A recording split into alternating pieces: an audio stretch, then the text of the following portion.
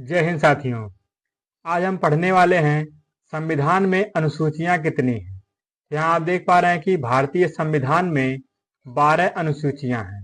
आज के बाद आपका अनुसूची से संबंधित कोई भी प्रश्न गलत नहीं होगा। आप वीडियो में अंत तक बने रहिए। भारतीय संविधान में कितनी अनुसूचियां हैं? तो 12 अनुसूचियां। ये आपका प्रश्न एक हो गया।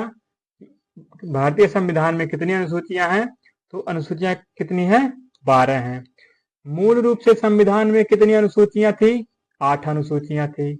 मूल रूप से अगर पूछा जाएगा कि अनुसूचियों की संख्या कितनी थी, तो 8 थी। जब संविधान बन के तैयार हुआ तब अनुसूचियों की संख्या कितनी थी? 8 थी।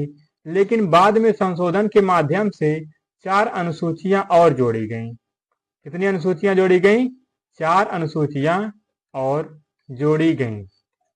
सबके बारे में हम समझेंगे कि कब जोड़ी गईं और किस संविधान संशोधन के तहत जोड़ी गई। अभी यहां देखिए कि भारतीय संविधान की 12 अनुसूचियों का सूची आपको दिया गया है। तो पहली अनुसूची क्या है? कुल कितनी अनुसूचियां हैं? 12 अनुसूची। कुल कितनी अनुसूची है वर्तमान में? 12 अनुसूची। पहली अनुसूची में कहा गया है कि इसमें भारत के राज्य और केंद्र शासित प्रदेशों का उल्लेख होगा। पहली अनुसूची अगर आपसे पूछेगा कि पहली अनुसूची में क्या है, तो इसमें भारत के राज्यों और केंद्र शासित प्रदेशों का उल्लेख होगा।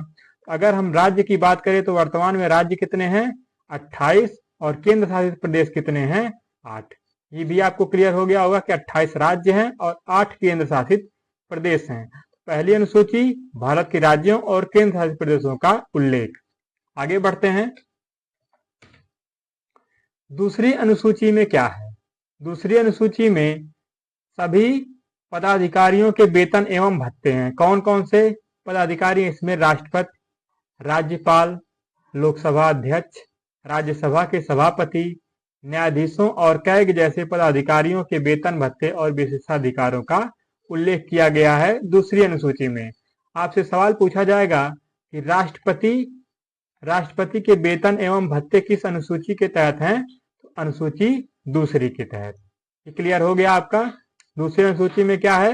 वेतन एवं भत्ते और पदाधिकारी कौन है? राष्ट्रपति, राज्यपाल, लोकसभा अध्यक्ष, राज्यसभा के सभापति, न्यायाधीशों और कैग जैसे पदाधिकारी इसमें शामिल हैं। दूसरी अनुसूची भी हमारी क्लियर हो गई। आगे बढ़ते हैं। तीसरी अनुसूची में क्या है? इसमें विभिन्न पदाधिकारियों द्वारा पद ग्रहण करने के समय ली जाने वाली शपथ का उल्लेख है। आपसे सवाल में सीधे ऐसे पूछा जाएगा, तीसरी अनुसूची में क्या है? तो आप क्या कहेंगे? शपथ। तीसरी अनुसूची में क्या है? शपथ का उल्लेख है। शपथ का उल्लेख जितने भी पदाधिकारी द्वारा पद ग्रहण करने के समय ली जाने वाली शपथ का उल्लेख किसमें है? तीसरी अनुसूची में। किस अनुसूची में है? तीसरी अनुसूची में। नेक्स्ट देखते हैं। चौथी अनुसूची में क्या है? तो इसमें क्या है? राज्यसभा में सीटों का आवंटन का उल्लेख। चौथी अनुसूची राज्यसभा में सीटों के आवंटन का उल्लेख है। किसमें किसमें बांटा जाएगा? विभिन्न राज्यों और केंद्र शासित प्रदेशों के बीच सीटों का आवंटन किसमें दिया गया है? अनुसूची नंबर 4 में। चौथी अनुसूची में क्या दिया गया है? सीटों का आवंटन, राज्यसभा में सीटों का आवंटन। पांचवी अनुसूची देखते हैं। पांचवी अनुसूची में क्या है? इसमें अनुसूचित क्षेत्रों और अनुसूचित जनजातियों के प्रशासन और नियंत्रण के बारे में प्रावधान है। किसके बारे में प्रावधान है? अनुसूचित क्षेत्रों और अनुसूचित जनजातियों के प्रशासन और नियंत्रण के बारे में प्रावधान किसमें है? पांचवी अनुसूची में। सवाल क्या बनेगा? अनुसूचित क्षेत्रों और अनुसूचित जनजातियों के प्रशासन का उल्लेख किस अनुसूची में है? तो पांचवी अनुसूची हम ला के आ जाएंगे। इतना आपको क्लियर हो गया होगा। तो आगे बढ़ते हैं। छठी अनुसूची में क्या है? इसमें असम, मेघालय, त्रिपुरा और मिजोरम कितने राज्य हैं? असम 1 हो गया, मेघालय 2, त्रिपुरा 3 और मिजोरम 4। तो अगर आपसे सवाल पूछ ले कि छठी अनुसूची में कितने राज्य हैं, तो हमारा ऑप्शन क्या हो जाएगा? 4 राज्य हैं। क्या क्या है इसमें? मिजोरम राज्यों के जनजातीय क्षेत्रों के प्रशासन के बारे में प्रावधान है। असम, मेघालय, त्रिपुरा और मिजोरम राज्यों के जनजातीय क्षेत्रों, कौन कौन से? जनजातीय क्षेत्रों के प्रशासन के बारे में प्रावधान है किसमें? छठी अनुसूची में। छठी अनुसूची में कितने राज्य शामिल होते हैं? हमारा उत्तर हो जाएगा 4 राज्य। और आगे बढ़ते हैं। 7वीं अनुसूची में है हमारा केंद्र और राज्यों के बीच विधायी शक्तियों का विभाजन, जिसमें 3 अनुसूचियां होती हैं। आप सब जानते हैं कि एक होता है संघ सूची, और एक होता है राज्य सूची, और एक होता है आपका समवर्ती सूची।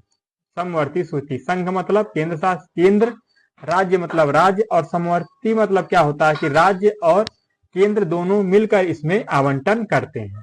तो 7वीं अनुसूची भी आपको समझ में आ गया होगा कि इसमें केंद्र और राज्यों के बीच विधायी शक्तियों का विभाजन, जिसमें 3 अनुसूचियां कौन कौन सी हैं? संघ सूची, राज्य सूची और समवर्ती सूची। इतना क्लियर हो गया? आगे बढ़े। 8वीं अनुसूची में क्या है? 8वीं अनुसूची में इसमें 22 आधिकारिक भाषाओं को मान्यता दी गई। कितनी भाषाओं को? 22 भाषाओं को। अगर हम आपसे पूछें कि मूल संविधान में कितनी भाषाएं थी? 14 भाषाएं थी। कितनी भाषाएं थी? 14 भाषाएं थी। तो यह कब कब जोड़ी गई? तो आपका 1967 में सिंधी को जोड़ा गया। कितनी भाषाएं जोड़ी गई हैं? तो 22, 14 थी, हो गई कितनी? 22। तो 8 भाषाएं जोड़ी गई हैं। कितनी भाषाएं? 8 भाषाएं। 1967 में आपका सिंधी जोड़ी गई। फिर 1992 में कौन कौन सी जोड़ी गई? कोंकणी, मणिपुरी, नेपाली। कौन कौन सी? कोंकणी, मणिपुरी और क्या है? नेपाली। ये कब जोड़ी गई आपकी? 1992 में। 1992 में यह जोड़ी गई है। और उसके आगे 2004 में क्या जोड़ा गया है? 2004 में भी 4 भाषाओं को जोड़ा गया। कौन कौन सी? बोडो, डोगरी, मैथाली और कौन सी है? संथाली। तो ये भी आपको पता चल गया कि सन में कौन सी भाषा जोड़ी गई है। तो वर्तमान में कितनी भाषाएं हैं संविधान में? 22। और मूल संविधान में कितनी भाषाएं थी? तो कितनी थी? 14। कोई कंफ्यूजन नहीं है? आगे बढ़ते हैं। 9वीं अनुसूची को देखते हैं कि इसे पहले संविधान संशोधन अधिनियम 1951 द्वारा, बहुत बार एग्जाम में पूछा जाता है कि 9वीं अनुसूची किस सन में जुड़ी? तो 1951 में जुड़ी। किस संविधान संशोधन द्वारा जुड़ी? तो पहले संविधान संशोधन द्वारा जोड़ा गया था। इसमें भूमि सुधार और न्यायिक समीक्षा से संबंधित कानून शामिल है। किससे संबंधित कानून शामिल है? तो न्यायिक समीक्षा से संबंधित कानून शामिल है, जिसमें भूमि सुधार आएगा, न्यायिक समीक्षा आएगा, उस तरह के कानून इसमें शामिल है। कब जोड़ा गया? पहले संविधान संशोधन। किस सन में जोड़ा गया? 1951 में। कौन सी अनुसूची? 9वीं अनुसूची। इतना आपको क्लियर हो गया? बहुत बार एग्जामों में पूछा जाता है। 10वीं अनुसूची हमारी है, इसे किस संविधान संशोधन द्वारा जोड़ा गया था? 52वें संविधान संशोधन द्वारा। कब जोड़ा गया था? 1985 में जोड़ा गया था। इसमें शामिल क्या है? इसमें दल बदल विरोधी कानून शामिल है। क्या शामिल है? दल बदल विरोधी कानून। जो नेता बहुत जल्दी पार्टी बदलते हैं, उनको मद्देनजर रखते हुए 1985 में 52वें संविधान संशोधन के तहत क्या जोड़ा गया? दल बदल विरोधी कानून शामिल किया गया था। ये भी आपका क्लियर हो गया कि 10वीं अनुसूची किससे संबंधित है? दल बदल विरोधी कानून। 11वीं अनुसूची की बात करते हैं तो इसे 73वें संविधान संशोधन अधिनियम 1992 द्वारा जोड़ा गया था। कब जोड़ा गया 11वीं अनुसूची को? 73वें संविधान संशोधन अधिनियम 1992 द्वारा। क्या जोड़ा गया था? इसमें पंचायतों से संबंधित प्रावधान है। 11वीं अनुसूची में किससे संबंधित प्रावधान है? पंचायतों से संबंधित। और इसमें बहुत महत्वपूर्ण बात है कि इसमें कितने विषय शामिल हैं? 29 विषय शामिल है। बहुत बार एग्जाम में पूछा गया है कि 11वीं अनुसूची में जो भी पंचायती प्रावधान शामिल किया गया उसमें कितने विषय शामिल हैं? तो 29 विषय शामिल हैं। ये क्या है? वेरी वेरी मोस्ट इंपॉर्टेंट प्रश्न हो गया। कितने विषय शामिल हैं? 29 विषय शामिल हैं। आगे बढ़ते हैं। अब आ गया 12वीं अनुसूची। 12वीं अनुसूची इसे 74वें संविधान संशोधन द्वारा जोड़ा गया। इस संविधान संशोधन द्वारा 74वें संविधान संशोधन अधिनियम सन 1992 द्वारा जोड़ा गया। क्या जोड़ा गया 12वीं अनुसूची में? नगर पालिकाओं से संबंधित प्रावधान। 12वीं अनुसूची में क्या है? नगर पालिका से संबंधित प्रावधान है और इसमें कितने विषय शामिल हैं? 18 विषय। इसको भी आप याद रखेंगे कि पंचायत में कितने विषय थे? पंचायत में हमारे थे 29 विषय और नगर पालिका में कितने हैं?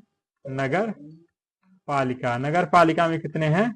18 विषय शामिल हैं। तो ये आज का हमारा वीडियो किस पर था? अनुसूची से संबंधित।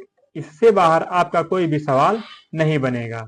फिर मिलते हैं नेक्स्ट वीडियो में और अधिक महत्वपूर्ण टॉपिक के साथ। तब तक के लिए जय हिंद।